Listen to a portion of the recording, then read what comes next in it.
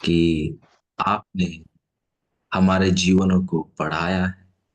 आपने हमें जिलाया है और ये मौका दिया है कि हम दिन की शुरुआत आपके साथ बैठकर करें। धन्यवाद करते हैं जो आप मेहनत और प्रयास कर रहे हैं हमें पढ़ाने के लिए, हमें सिखाने के लिए, हमें तैयार करने के लिए। हम प्रार्थना करते हैं कि हम आपके ताकत में पढ़ाई में जा सके, आपके ताकत में हमारी तैयारी हो सके, ताकि जब वो आंधी तूफान आए विश्वास के कारण, हम विश्वास में मजबूत खड़े रहे, बने रहे। प्रार्थना करते हैं कि आपके लोग आपसे इतना प्रेम करते हैं कि वो आपसे सीखने के लिए हर एक सवेरे वो आते हैं। जब लोग सोने का चुनाव किए, इन्होंने उठने का चुनाव किया ताकि आपसे सीख सके। परमेश्वर आपसे विनती करते हैं कि आप अपने लोगों को आप में बढ़ाइए, आप ही इन्हें सिखाइए, क्योंकि कोई मनुष्य में ऐसी ताकत नहीं, काबिलियत नहीं कि इन गहरे और गूढ़ बातों को आपके लोगों के सामने रख सके। हम प्रार्थना करते हैं कि आपका आत्मा है, हम सभी को पढ़ाए, सिखाए और बढ़ाए। हम प्रार्थना करते हैं कि जब हम पढ़ाई में जाते हैं, आप हमारे इंटरनेट कनेक्शंस को मजबूत बनाए रखें, ताकि हमारे पढ़ाई में कोई दिक्कत परेशानी ना हो। और हम प्रार्थना करते हैं कि केवल सच्चाई और केवल आपके विचार ऊंचे उठाए जाए, ताकि हम सब आपके और करीब आते चले जाएं। धन्यवाद करते हैं क्योंकि आप हमारे साथ हैं। धन्यवाद करते हैं क्योंकि आप हमें सिखाने जा रहे हैं। धन्यवाद करते हुए खुशी भरे दिल और मन के साथ इस विनती को आपके प्यारे पुत्र, हमारे उद्धारकर्ता और प्रभु यीशु मसीह के नाम से मांगते हैं। आमीन। हम परमेश्वर का धन्यवाद करना चाहते हैं नए सवेरे के लिए, सुंदर मौके के लिए कि हम दोबारा से आ सके और एक साथ वचनों का अध्ययन कर सके। और ये परमेश्वर की दया है, परमेश्वर का प्रेम है कि हमारे पास ये मौका है, ये सौभाग्य है कि हम नींद से उठ सके और इन पढ़ाइयों में जुड़ सके। और इससे अच्छा शुरुआत दिन का हो ही नहीं सकता है। परमेश्वर के साथ दिन का शुरुआत, इससे सुंदर शुरुआत और कुछ हो नहीं सकता है। और इसलिए हम परमेश्वर का धन्यवाद करना चाहते हैं कि उन्होंने ये योजना की है कि हम अपना दिन का शुरुआत उनके वचनों के पढ़ाई के साथ हम शुरुआत करें। तो सबसे बड़ी महिमा, आदर और सम्मान परमेश्वर की हमेशा और लगातार हमारे जीवन से होती ही चले जाए, और इस पूरे दिन भर में परमेश्वर हमारे जीवन में उठे, ऊंचे नजर आए, ताकि कई लोग जो परमेश्वर को नहीं जानते उनके करीब खींचे चले आए।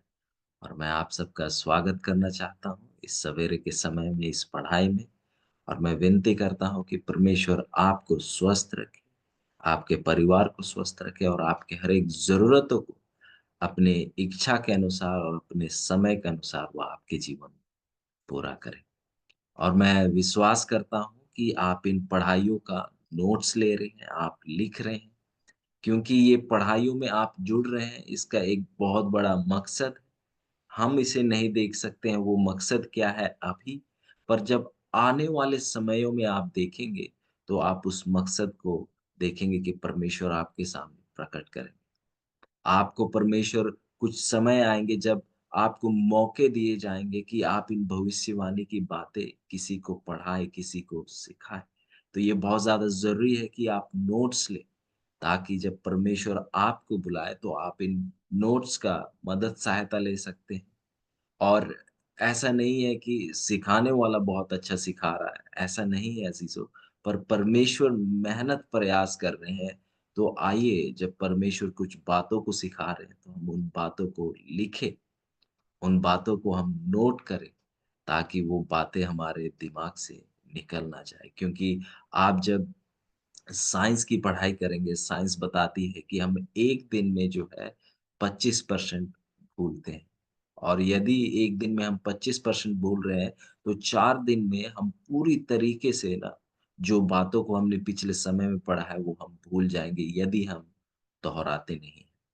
और एक टीचर ने बहुत सुंदर बात बोली कि आपके सबसे लंबे याददाश्त से जो छोटी-सी बात आपने पेंसिल से लिखी है, उस लंबे याददाश्त से भी लंबा जो है, वो छोटी-सी पेंसिल से लिखी हुई बात रहती है। तो इसीलिए आप जो है नोट्स लेना ना भूलें, क्योंकि ये आपका जो है पढ़ाई में और चीज़ों को याद रखने में आपका बहुत मदद सहायता करेगा।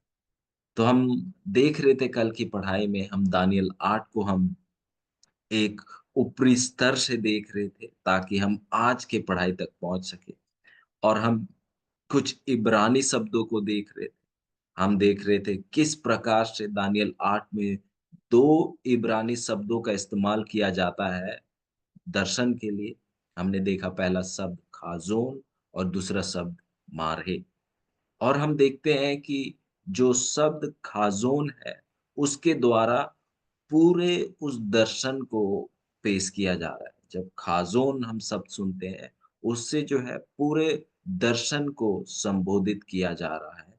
मेदो-फारस से लेके, यूनान से लेके, फिर हम देखते हैं छोटा सींग को देखते हैं, फिर जो है पूरा जो दानियल 8 का जो भविष्यवाणी है, हम देखते हैं उसको जो है खाज़ोन शब्द से दर्शाया जा रहा है।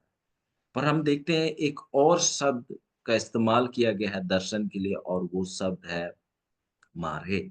और ये शब्द जो है मारे, इससे केवल उस समय से जुड़ी हुई भविष्यवाणी को ज़िक्र किया जा रहा है। खाज़ोन शब्द पूरे दर्शन को दर्शाता है, पर मारहे शब्द जो है, वो केवल वो समय से जुड़ी हुई भविष्यवाणी का ज़िक्र करता है। और हम देख रहे थे कि अलग-अलग वचनों को देख रहे थे और हम देख रहे थे कि दानियल में कुछ ऐसे आयत हैं, जहाँ पर जो है दर्शन शब्द का इस्तेमाल 2-2 बार किया गया है। और यदि उसे हम अपने हिंदी बाइबलों में पढ़ें, तो हमें जो है अंतर देखने में दिक्कत परेशानी होगी। जैसे हम कल एक वचन देख रहे थे और हमने देखा कि उसपे खाज़ोन शब्द 2 बार इस्तेमाल किया गया है। क्षमा कीजिएगा दर्शन शब्द 2 बार इस्तेमाल किया गया है। और यदि हम उसे मूल भाषा में उठाकर ना देखें, तो हमें जो है वहाँ पर अंतर नज़र नहीं आएगा। आप देखेंगे कि 2 बार दर्शन शब्द का इस्तेमाल किया गया है और 2 बार इस्तेमाल किया गया है, पर 1 बार जो है, जो शब्द का इस्तेमाल किया गया है, वो है मारे और 1 बार जो शब्द है, वो है खाज़ोन। तो आप देखते हैं कि ये अंतर जो है, यदि आप ऐसे ही देखें तो आप जो है उस अंतर को आप नहीं पहचान पाएँगे। उदाहरण के लिए आप आइए मेरे साथ दानियल 8 का 26 दानियल 8 का 26 आइए देखते हैं यहाँ वचन हमारे सामने क्या कहता है। आप दानियल 8 का 26 खोल लीजिएगा और हम इस वचन को पढ़ना चाहेंगे। यहाँ इस प्रकार लिखता है कि साँझ और सवेरा के विषय में जो कुछ तूने देखा और सुना है, वह सच है, परंतु जो कुछ तूने दर्शन में देखा है, वह बंद कर, क्योंकि वह बहुत दिनों के बाद फलेगा।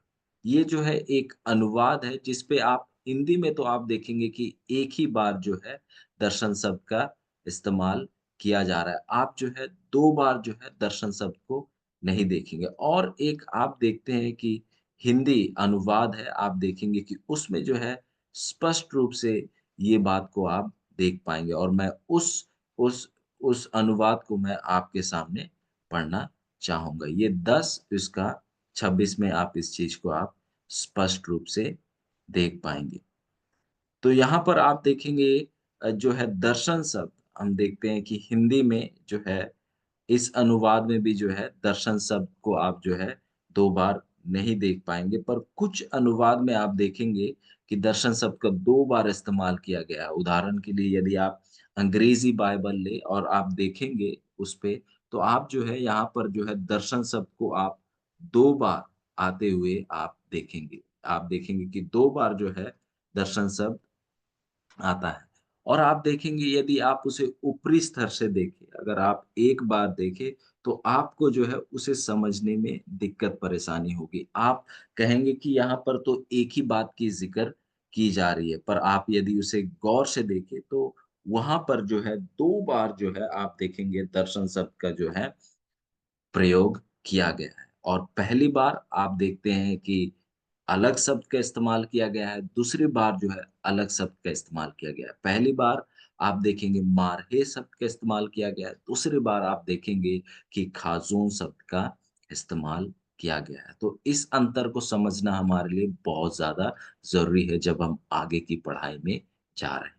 हम देखते हैं जब खाजून शब्द का इस्तेमाल किया जाता है दर्शन के लिए, इसका मतलब ये है कि ये पूरे दर्शन का ज़िक्र कर रहा है जो कि मादी और फारस के राज्य से शुरू होता है और जब तक जो है ये दानियल 8 का जो भविष्यवाणी नहीं समाप्त होता है, पूरे दानियल 8 का भविष्यवाणी को जो है खाजोन के द्वारा जो है पेश किया जाता है। पर जो समय से जुड़ी हुई भविष्यवाणी है दानियल 8 में जो कि 2300 वर्ष की भविष्यवाणी है, उसे मारहे शब्द से संबोधित किया जा रहा है। उम्मीद करता हूँ ये बात आपके सामने स्पष्ट रूप से रखा गया है। और जब हम आगे आते हैं तो हम पहुँचते हैं दानियल 9 में। और हम देखते हैं जब दानियल 9 की शुरुआत होती है, तो हमें बताया जाता है कि दानियल जो है, यिर्मयाह नबी की पुस्तक पढ़ रहा है। और उस पुस्तक को पढ़ने का मकसद ये है कि वो कुछ समझने की कोशिश कर रहा है। हम देखते हैं कि दानियल 8 में यदि आप देखें दानियल 8 की शुरुआत, इस प्रकार बताता है कि तीसरे वर्ष में जब बेलशस्सर राजा था और जब आप दानियल 9 में आते हैं, दानियल 9 बताता है कि पहला वर्ष जब दारा जो था, वो राजा था। तो हम देखते हैं कि दानियल 8 में बेलशस्सर राजा है और दानियल 9 में हम देखते हैं कि दारा राजा है।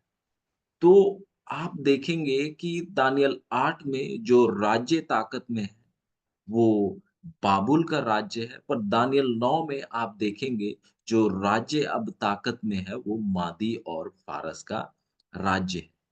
और हम देखते हैं कि दानियल का 8 का जब अंत हो रहा था, तो 2300 वर्ष का हम देखते हैं कि वहाँ ज़िक्र देखते हैं।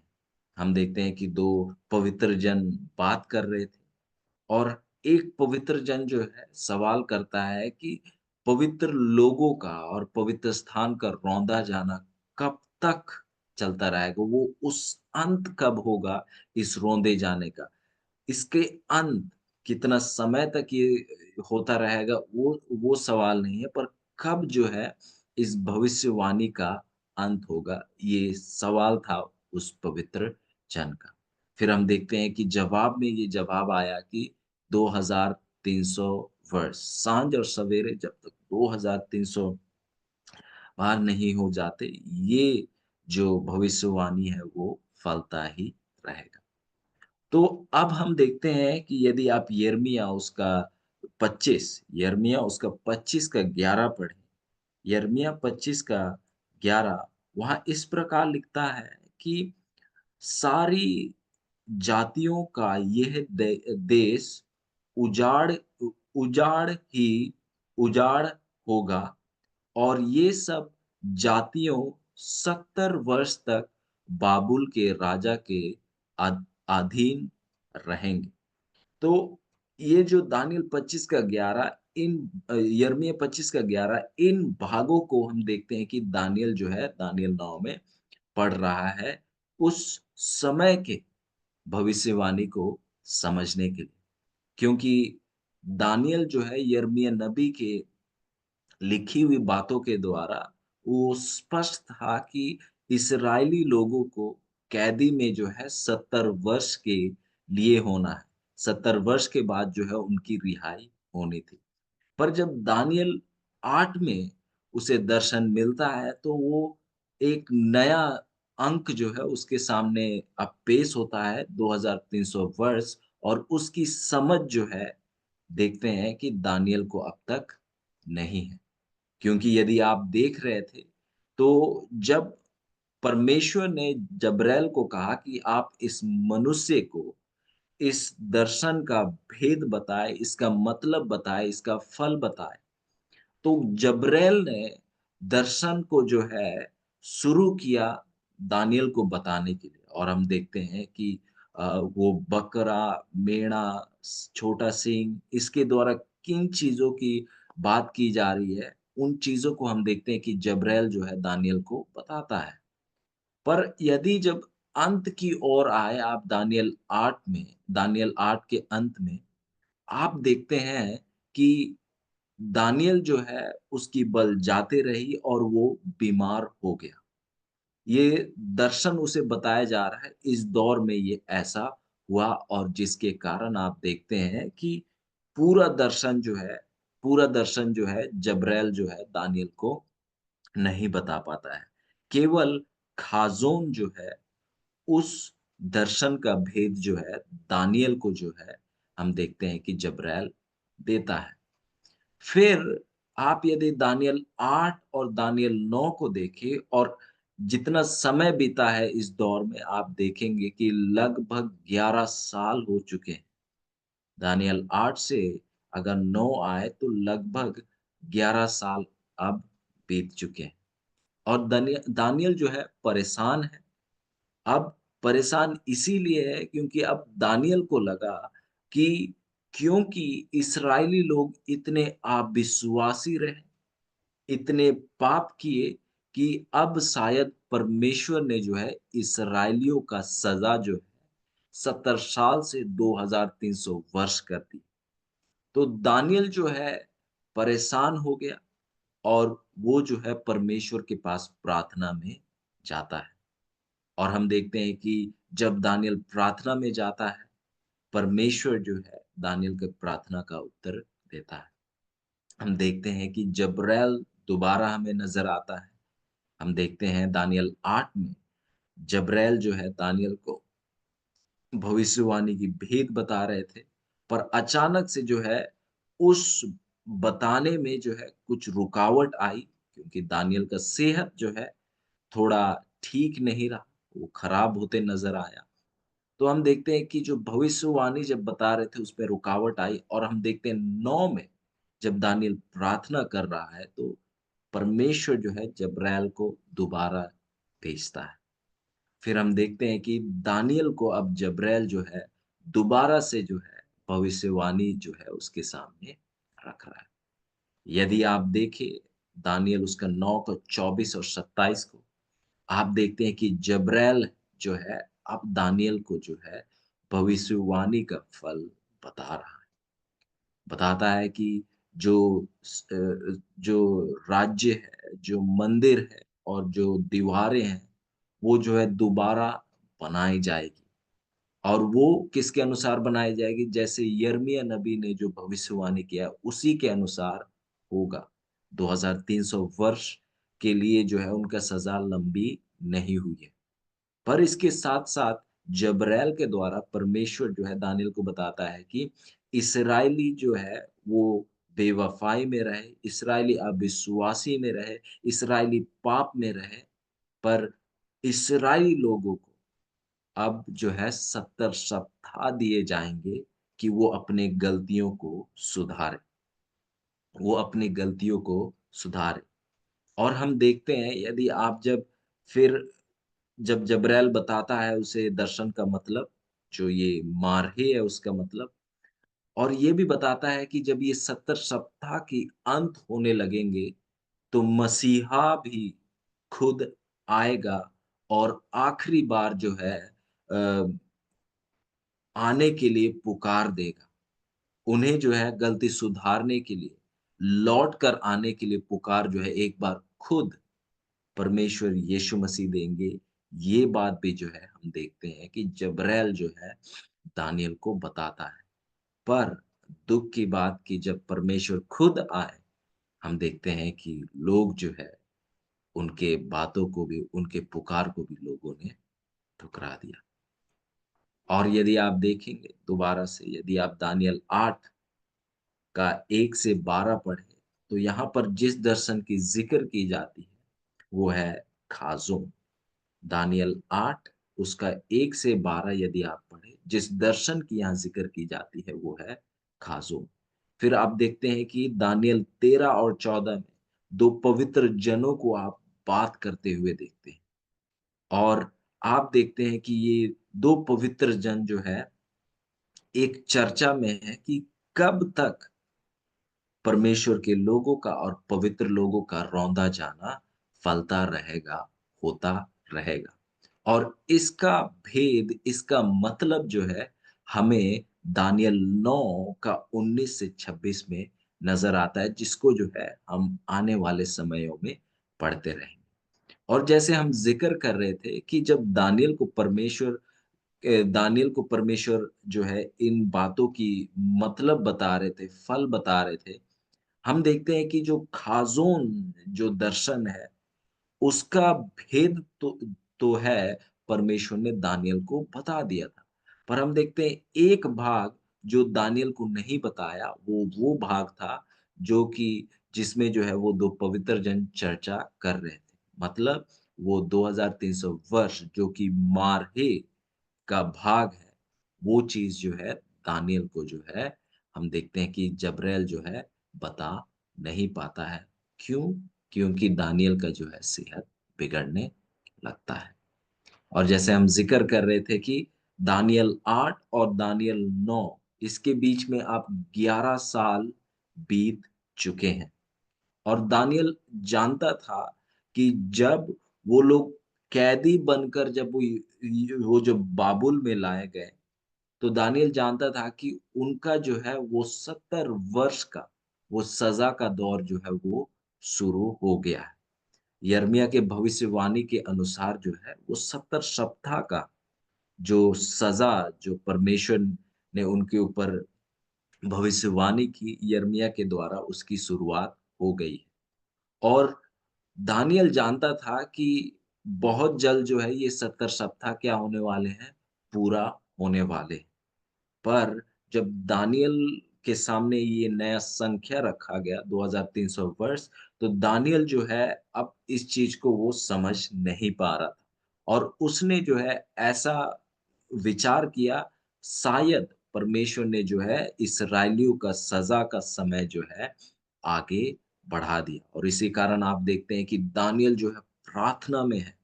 वो अपने लोगों के पापों को मानता है, उनके लिए क्षमा माँगता है, परमेश्वर की महिमा करता है। और जब आप दानियल उसका 9 का 19 पढ़ें, जब आप दानियल उसका 9 का 19 पढ़ें, देखिए दानियल क्या कहता है। दानियल इस प्रकार से कहता है कि हे प्रभु सुन ले, हे प्रभु पाप क्षमा कर, हे प्रभु ध्यान देकर जो करता है उसे कर, विलंब ना कर। हे मेरे परमेश्वर, तेरा नगर और तेरा तेरी प्रजा तेरी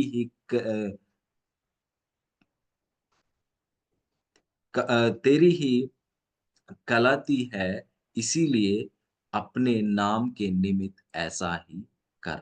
हम देखते हैं कि यहाँ पर दानियल प्रार्थना कर रहा है और दानियल जो है प्रार्थना में कहता है कि विलंब ना कर, देरी ना करे। आप हमारे उद्धार के लिए, आप हमें बचाने के लिए आप देरी ना करें। वो प्रार्थना कर रहा है, अपने दिल को परमेश्वर के सामने हम देखते हैं कि उंडेल रहा है। और हम देखते हैं कि दानियल की प्रार्थना, जब दानियल ने प्रार्थना की, उसकी शुरुआत ही की, हम देखते हैं दानियल को जब्राइल बताता है कि आपकी प्रार्थना जो है, क्या की गई है? सुन ली गई। और हम देखते हैं कि जब्राइल को दोबारा भेजा जाता है, दानियल को ये दर्शन बताने के लिए। और आज जो है हम कुछ बातों को देखेंगे और कल से जो है और गहराई में जो हम जाएँगे। आप खोल लीजिएगा दानियल उसका 9 का 24। दानियल उसका 9 का 24 यहाँ इस प्रकार लिखता है, तेरे लोगों और तेरे पवित्र नगर के लिए 70 सप्ताह ठहराए गए हैं कि उनके अंत तक अपराध का होना बंद हो और अंत पापों को अंत और अधर्म का प्रायश्चित किया जाए और युग-युग की धार्मिकता प्रकट हो और दर्शन की बात पर और भविष्यवाणी पर छाप दी जाए और पवित्र स्थान और परम पवित्र का अभिषेक किया जाए।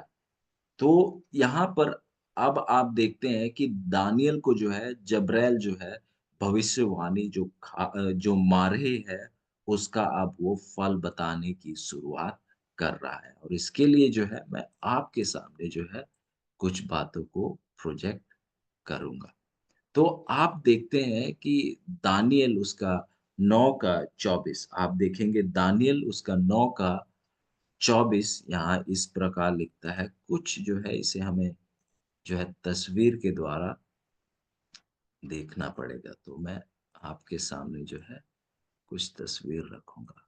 उम्मीद करता हूँ ये आपको नज़र आ रहा है। तो आप देखेंगे दानिय्येल उसका 9 का 24 यहाँ पर इस प्रकार लिखता है कि तेरे लोगों और तेरे पवित्र नगर के लिए 70 सप्ताह ठहराए गए हैं कि उनके कि उनके अंत तक अपराध का होना बंद हो और पापों का अंत और अधर्म का प्रायश्चित किया जाए। तो यदि आप दानिय्येल 9 का 24 देख रहे हैं, तो दानिय्येल के 9 के 24 में आप देखते हैं कि एक शब्द का इस्तेमाल किया गया है जो कि है शब्द ठहराए, अंग्रेजी में डिटरमिन। यदि आप देखें दानिय्येल 9 का 24 में, ये शब्द जो आप देख रहे हैं, ठहराए, अंग्रेजी में इसे डिटरमिन्ड कहते हैं। यदि आप इस शब्द को यदि आप मूल भाषा में देखें, तो ये शब्द जो है चटाक है। ये शब्द जो है मूल भाषा में जो है ये चटाक है। हिंदी में आप देखेंगे ये ठहराए, अंग्रेजी में आप डिटरमिन्ड और जब इसे आप मूल भाषा में देखेंगे, इब्रानी में देखेंगे, तो वो शब्द है वो है चटाक और ये सब जो है हमें आगे का जो 2300 वर्ष जो है उसकी पढ़ाई में हमारी बहुत ज़्यादा मदद सहायता करेगा। और आप गौर कीजिए कि अब जो है ये केवल एक ही भविष्यवाणी है जो कि सबसे लंबी भविष्यवाणी है समय के साथ जुड़ी हुई और इसके बाद जो है कोई भी समय के साथ जुड़ी हुई भविष्यवाणी नहीं आएगी और नहीं है। ये केवल आखिरी समय से जुड़ी हुई एक सबसे लंबी भविष्यवाणी है। तो शब्द आप सुनते हैं ठहराए, 70 सप्ताह ठहराए गए हैं और शब्द जो है मूल भाषा में वो है चटाक। यदि आप देखें इस शब्द को चटाक, इसका मतलब है काटना या बाँटना और इसके अलावा और अलग-अलग जो है इस शब्द के अनुवाद है जैसे निर्णय करना, आदेश देना, नियुक्त करना। ये और भी जो है इस शब्द के अलग मतलब है। जो चटाक शब्द है, काटना या बाँटना। पर यदि आप इसके शब्द के मूल अर्थ को देखें, चटाक जो शब्द है इसका मूल अर्थ को देखें, वो है काटना। चटाक जो शब्द है, इसके यदि मूल अर्थ को देखें, तो है वो काटना। और हम इस चीज़ को क्यों पढ़ रहे हैं, ये चीज़ जो है आपके सामने धीरे-धीरे जो है स्पष्ट होती जाएगी। तो दानिय्येल 9 का 24 इसमें एक शब्द का इस्तेमाल किया जा रहा है कि 70 सप्ताह जो है ठहराए गए हैं। और हमने देखा कि हिंदी में ठहराए हैं, अंग्रेज़ी में डिटरमिन्ड है और यदि मूल भाषा में देखें तो उसका शब्द जो है वो है चटाक, मतलब क्या है? काटना। मतलब क्या है? काटना। अब यदि आपसे कहूँ कि मुझे कोई चीज़ काट के दीजिए, तो आप जो है यदि कोई चीज़ मुझे काट के देंगे, तो आप वो किसी का भाग होगा तभी जाके आप काट के देंगे। उम्मीद करता हूँ आप समझ रहे हैं। जब मैं आपको कहूँगा मुझे जो है थोड़ा-सा जो है काट के दे दीजिएगा, वो कुछ भी हो सकता है, मुझे काट के दे दीजिएगा। उदाहरण के लिए मुझे जो है थोड़ा-सा सेव जो है काट के दे दीजिएगा। तो इसका मतलब क्या है कि आप जो है पूरे सेब से थोड़ा-सा आप मुझे काट के देंगे। पूरा से आप थोड़ा-सा काट कर मुझे दे रहे हैं। उम्मीद करता हूँ आप समझ रहे हैं कि ये सब जो है किस प्रकार से इस्तेमाल किया जा रहा है। काट कर देना मतलब कुछ बड़े भाग का हिस्सा है, तभी तो अब आप काट कर दे रहे हैं। यदि वो चीज़ कोई बड़े भाग का हिस्सा नहीं है, तो आप कैसे काट कर दे सकते हैं? पहले ही कटा हुआ है, तो उसे आप दोबारा नहीं काट सकते हैं। जब कोई चीज़ बड़े भाग का हिस्सा है, तभी जो है आप मुझे जो है कोई चीज़ काट कर दे सकते हैं। तो अज़ीज़ों, जब दानियल 9 का 24 हमें बताता है कि 70 सप्ताह ठहराए गए हैं, काटे गए हैं, तो आप समझिए कि ये जो है किसी बड़े समय से काट कर अलग किए गए हैं। और यदि आप दानियल 8 में देखें, तो हम देखते हैं केवल एक ही बड़े समय का ज़िक्र किया गया है और वो है 2300 वर्ष की भविष्यवाणी। एक बड़ा समय जिसका ज़िक्र किया गया है, वो है केवल 2300 वर्ष की भविष्यवाणी और इसके अलावा और दूसरा समय जो है हम देखते हैं नहीं ज़िक्र किया गया है। मतलब क्या है? इसका मतलब सरल है कि ये जो 70 सप्ताह जो है, इस 2300 वर्ष से अलग किए गए हैं। ये जो है अब के लिए केवल इतनी ही आपको जानकारी दूँगा और जैसे हम आगे-आगे बढ़ते जाएँगे, तो ये बातें जो है और स्पष्ट होती जाएँगी। जब कल के पढ़ाई में जाएँगे, तो कुछ तस्वीरों के द्वारा हम इन चीज़ों को भी देखेंगे।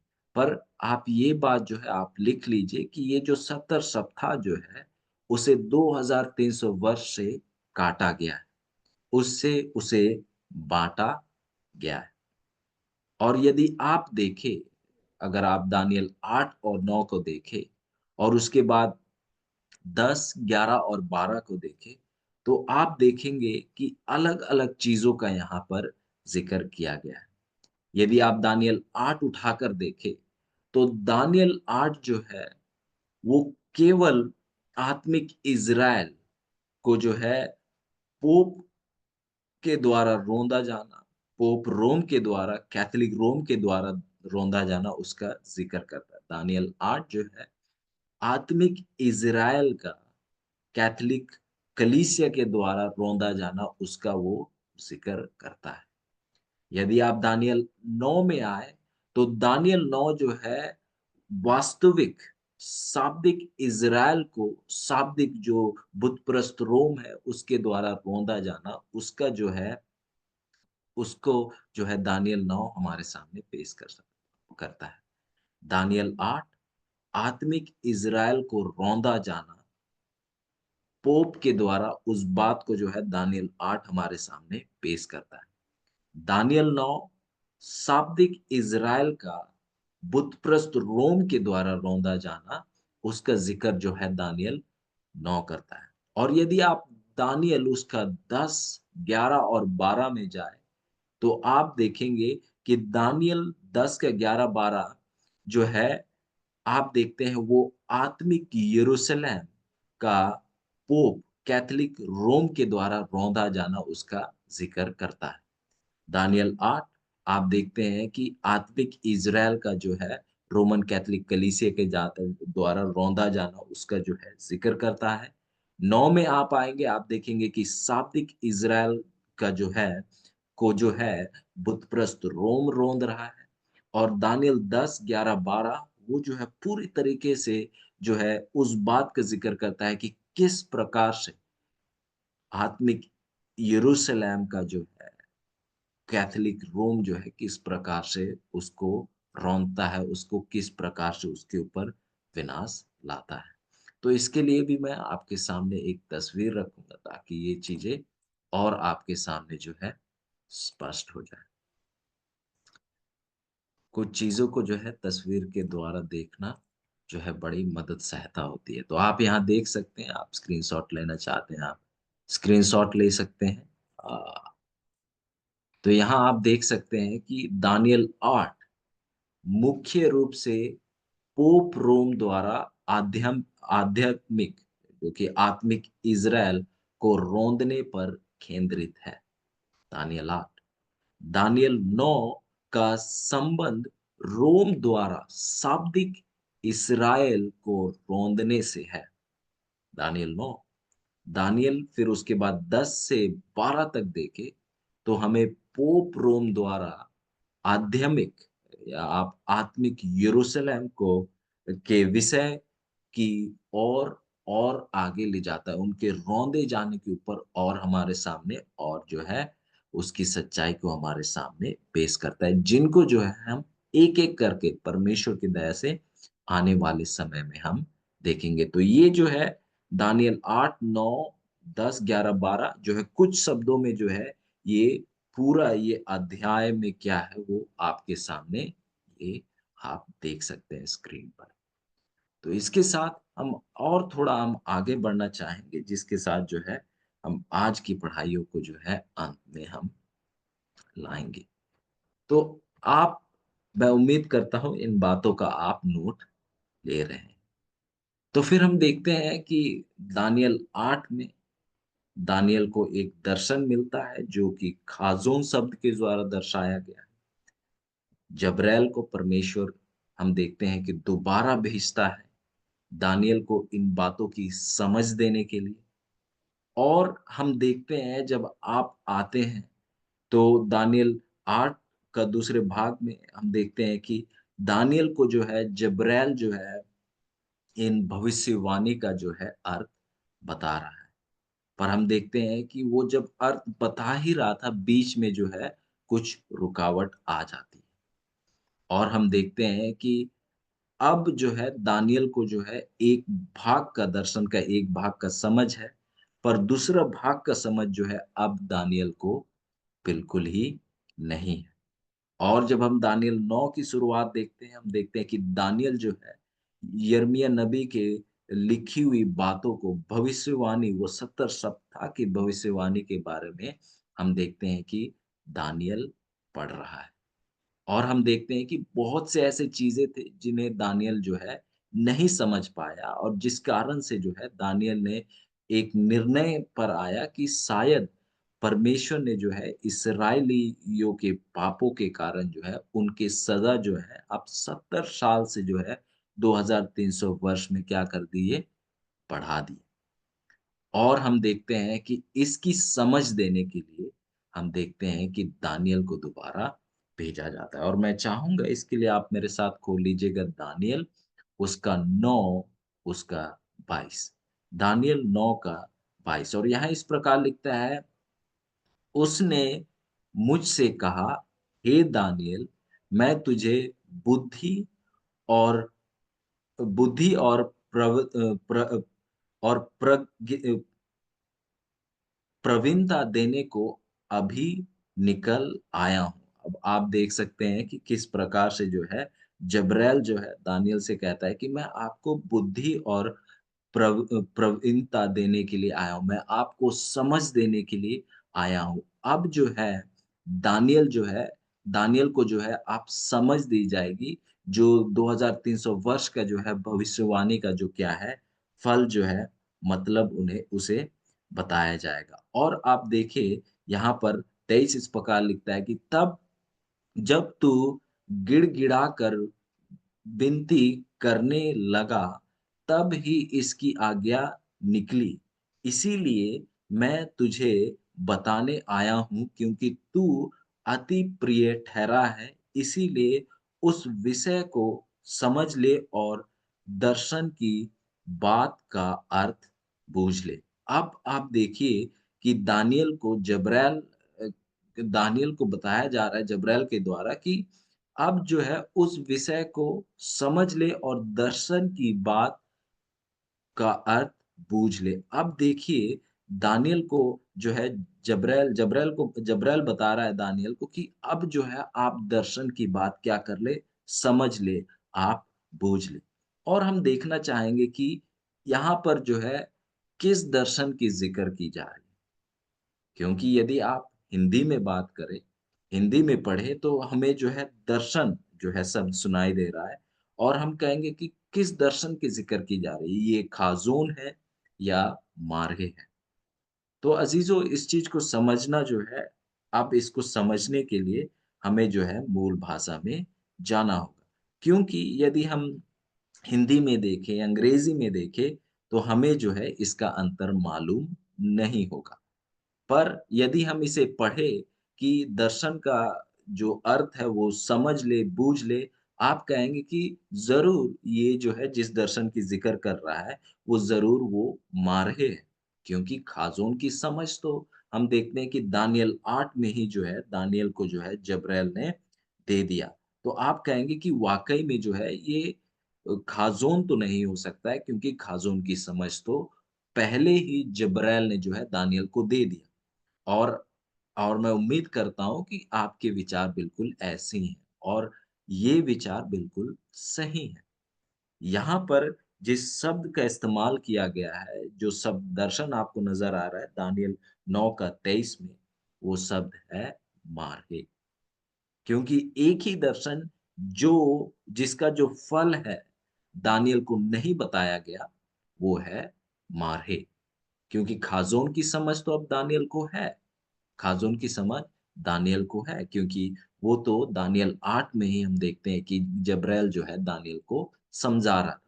पर जब दानियल 9 में आते हैं तो एक दर्शन जो है जिसकी समझ जो है अब तक दानियल को नहीं है, जिसके कारण जो है दानियल परेशान था, प्रार्थना में था, वो था मारे और यहाँ पर जो शब्द दर्शन के लिए इस्तेमाल किया गया है, आप देखेंगे कि वो है मारे। और यदि आप दानियल का 10 का 1 में पढ़े तो यहाँ इस प्रकार लिखता है, फारस देश के राजा कुस्रू के राज्य के तीसरे वर्ष में दानियल पर जो बेलशस्सर भी कहलाता है, एक बात प्रकट की गई और वह बात सच थी कि बड़ा ए, युद्ध होगा। उसने इस बात को बूझ लिया और उसको इस देखी हुई बात की समझ आ गई। अब आप देखेंगे कि यहाँ पर यदि आप अगर देख रहे हो तो यहाँ पर जो 10 का 1 है, यदि आप 10 का 1 पढ़ रहे हो, आप देखेंगे कि यहाँ पर जो है अब जो है यहाँ पर जो है आप कुस्रू राजा आप देखते हैं कि यहाँ पर राजा है। और यदि हिंदी में देख रहे हो तो आपको जो है वो चीज़ जो है, जो दर्शन शब्द जो है हिंदी में जो है आपको नज़र नहीं आता है। पर यदि आप अंग्रेज़ी में देखते हैं यहाँ पर जो है दानियल 10 का 1 में जो है, वहाँ पर शब्द जो इस्तेमाल किया गया है, वो है दर्शन। और यहाँ पर इस्तेमाल किया गया शब्द कि उ उसको जो है अब समझ आ गई। उसे इस देखी यहाँ जो शब्द है, देखी इस्तेमाल किया गया है हिंदी में, दर्शन के लिए देखी इस्तेमाल किया गया है दर्शन के लिए। आप इस अंतर को देखिएगा कि आपके हिंदी बाइबल में जो है, अगर दर्शन नहीं लिखा है, तो शब्द जिसका इस्तेमाल किया गया है वो है देखी और यदि उस शब्द देखी को यदि आप मूल भाषा में देखेंगे, तो वो वही शब्द है जो कि है मारे। अंग्रेजी में यदि आप देखेंगे, दर्शन शब्द का इस्तेमाल किया गया है, विज़न शब्द का इस्तेमाल किया गया है और उसके साथ ये कहता है वचन कि उसको इस देखी मतलब उसको इस मारे बात की समझ आ गई। दानियल 9 में हम देखते हैं कि जब्राइल जो है दानियल को बता रहा है और दानियल 10 में हमें बताया जाता है कि अब जो है दानियल को जो है इसका जो है फल जो है, अर्थ जो है अब बिल्कुल उसके सामने स्पष्ट है। अब उसे जो है उसकी समझ आ चुकी है। और यदि आप गौर करें, जब हम दानियल 8 की पढ़ाई कर रहे थे, तो आप गौर करेंगे कि जब दानियल को जो है ये दर्शन मिलता है, दानियल कहाँ पर है? एलाम नामक प्रांत में है और सुसान के राजगढ़ में है। सुसान में जो एक महल है, उस पर है और ये जो सुसान जो जगह है, ये जो है वाक़ई में मेदो और फ़ारस राज्य का राजधानी है। ये जो सुसान जो है वाक़ई में मेदो और फ़ारस राज्य का राजधानी है। और यदि आप देखें ये 2300 वर्ष की भविष्यवाणी को देखें, इसका शुरुआत जो है मेदो और फ़ारस के राज्य के दौर में होता है। मेदो और फारस के राज्य के दौर में होता है। और जैसे हम पहले ज़िक्र कर रहे थे कि दानियल का जो दूसरा भाग है, दानियल का दूसरा भाग जो है एक पूरी किताब है। एक तरफ से आप कहेंगे किताब के अंदर एक और किताब। जो दानियल का जो दूसरा भाग है, ये जो है एक और जो है किताब है। जैसे हम कह रहे थे कि दानियल जो है 2 भागों में है, पहला भाग और दूसरा भाग, और हम जो है दूसरे भाग की हम चर्चा कर रहे हैं। और आप जैसे हम ज़िक्र कर रहे थे कि दानियल का दूसरा भाग जो है, पूरा उसका केंद्र जो है पवित्र स्थान है। 2300 वर्ष की भविष्यवाणी है। और इसी कारण से आप देखेंगे कि मीदो और फारस राज्य के साथ जो है दानियल 8 की शुरुआत होती है, जब जो है 2300 वर्ष की भविष्यवाणी की भी शुरुआत होती है। और आप देखेंगे कि जो भी चीज़ हुआ, ये जो 2300 वर्ष के अंदर ही हुआ। पवित्र लोगों का रौंदा जाना, ये जो टूटी हुई दीवारें यरूशलेम की बनाई जानी, ये सब जो है हम देखते हैं कि वो 2300 वर्ष के दायरे में ही हुआ। और यदि आप गौर करें, तो दानियल 8 का जो भविष्यवाणी है, दानियल 8 में जो भविष्यवाणी है, दर्शन जो है, वो आखिरी दर्शन है जो दानियल को मिलता है। आप दानियल 2 में एक दर्शन को देखेंगे जो कि नबूकदनेस्सर देखता है, और आप देखेंगे कि उसके बाद जो है उस दर्शन का जो फल है, हमें देखते हैं कि दानियल 2 में ही दिया जाता है। आप जब दानियल 7 में आए, वहाँ पर एक और दर्शन आपको नज़र आता है। उसका फल जो है हम देखते हैं दोबारा से दानियल 7 में ही हम देखते हैं कि दानियल को मिल जाता है। फिर जब आप दानियल 8 में आए, तो आपको एक और दर्शन नज़र आता है, और उसके साथ-साथ जो है 2 पवित्र जनों को आप बात करते हुए सुनते हैं। और हम देखते हैं कि दानियल 8 में वाक़ई में कितने दर्शन हैं? 2 हैं। एक खाज़ोन, एक मारे। और हम देखते हैं कि जैसे पिछले अध्यायों में दर्शन के बाद उसका फल बताया गया, दर्शन के बाद उसका फल बताया गया, पर हम देखते हैं कि दानियल 8 में भी बिल्कुल ऐसा ही हो रहा था। हम देखते हैं कि दानियल को दर्शन प्राप्त होता है, फिर उसका फल जो है बताने जब्रैल आता है, और हम देखते हैं कि जब्रैल जो है दानियल 8 अध्याय में केवल जो है पहला दर्शन को जो है दानियल को बता पाता है, जो कि खाज़ोन है।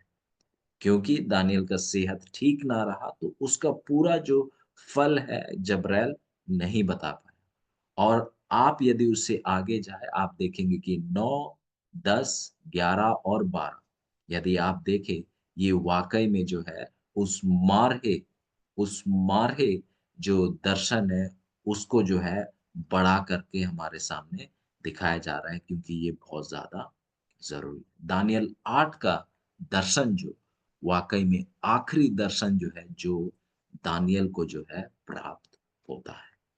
तो ये कुछ बातें थी, जिनको हमारे लिए जानना बहुत ज़्यादा ज़रूरी था, इससे पहले कि हम आगे बढ़े, आगे जाएँ। आप याद रखिएगा कि ये जो 2300 वर्ष जो है, ये एक बड़ा आंकड़ा है, बड़ा अंक है। और इसको समझने के लिए हम देखते हैं कि परमेश्वर ने जो है एक माध्यम चुना, वो है कुछ भागों में उन्हें काट कर, बाँट कर जो है परमेश्वर हमें समझाना चाहते हैं। क्योंकि हम जैसे सिद्धांत को देख रहे थे, परमेश्वर हमेशा बड़ी बातों को समझाने के लिए थोड़ा-थोड़ा हमारे सामने पेश करते हैं, ताकि जो है ज़्यादा ज़्यादा बातों के कारण हमें जो है समझने में, याद रखने में दिक्कत परेशानी ना हो। हम देखते हैं कि दानियल 2 से हमारी पढ़ाई शुरुआत हुई थी, और परमेश्वर ने अध्याय के बाद अध्याय हमारे सामने थोड़ी-थोड़ी जानकारी पेश करते गए। और मैं उम्मीद करता हूँ कि आपको सभी बातें याद हैं जो हमने अब तक पढ़ी। कारण क्या था? क्योंकि हमें जो है परमेश्वर ने थोड़ा-थोड़ा करके सिखाया। और हम देखते हैं जब हम दानियल 9 में आते हैं, जब वो बड़े भविष्यवाणी जो कि 2300 वर्ष की है, हम देखते हैं कि परमेश्वर उसे भी जो है भाग में करके, पहले यदि हम 2300 वर्ष को समझना चाहते हैं, तो ये बहुत ज़्यादा ज़रूरी है कि हम पहले उस 70 सप्ताह को समझें अच्छे से। यदि उस 70 सप्ताह की हमें समझ नहीं होगी, तो हम जो है 2300 वर्ष को हम नहीं समझ पाएँगे। तो कल से परमेश्वर की दया से जो है इस 70 सप्ताह की गहरी पढ़ाई में हम जाने वाले हैं और मैं आपसे प्रार्थना करता हूँ कि आप प्रार्थना में बने रहिए, लगे रहिए और मैं विनती करता हूँ कि आप कोई भी आने वाले पढ़ाई को आप मिस ना करें। कृपया करके आप बने रहें, पर किसी कारणवश यदि आप नहीं आ सकते हैं, तो जो रिकॉर्डेड जो सेशंस हैं, जो कि यूट्यूब में डाले जाते हैं, आप उन्हें जाकर पढ़िए। उन्हें आप जाकर ज़रूर पढ़िए, क्योंकि परमेश्वर जो है, कुछ मकसद के साथ इस पढ़ाई को हमारे जीवन में लाया है, क्योंकि परमेश्वर ने समय को देखा है, जब परमेश्वर जो है, आपके द्वारा इन सच्चाइयों को पेश करें। तो हम परमेश्वर का विशेष और खास धन्यवाद करना चाहते हैं जो परमेश्वर हमारे बीच में कर रहे हैं और हम विश्वास करते हैं कि आज के पढ़ाई के दौरान आपने कुछ नया और कुछ मददगार सीखा है। आइए हम प्रार्थना में जाएं और परमेश्वर का धन्यवाद करें। महान दयालु स्वर्गीय पिता, हम आपका धन्यवाद करते हैं आज की पढ़ाई के लिए, गहरी बातों के लिए। हम प्रार्थना करते हैं कि हम जो है इन बातों को अपने तक सीमित ना रखें, पर हम दूसरों को भी बताएँ। हमारे साथ हो कि हम इस लंबी भविष्यवाणी को जब हम पढ़ने जा रहे हैं, हम उसे जो है समझें और उस चीज़ को हम दूसरों को भी बताने वाले हो सके और धन्यवाद करते हैं कि आपने हमारे पढ़ाई में मदद सहायता की। हमें इंटरनेट की कोई परेशानी नहीं हुई, सब चीज़ अच्छा रहा। इसलिए आपका धन्यवाद करते हैं और मैं प्रार्थना करता हूँ कि आप अपने लोगों के साथ रहें। उनके सामने द्वार खोलिए ताकि वो इन बातों को दूसरों के साथ भी साझा कर सके। धन्यवाद करते हुए इस छोटी विनती को आपके प्यारे पुत्र हमारे उद्धारकर्ता और प्रभु यीशु मसीह के नाम से मांगते हैं। आमीन।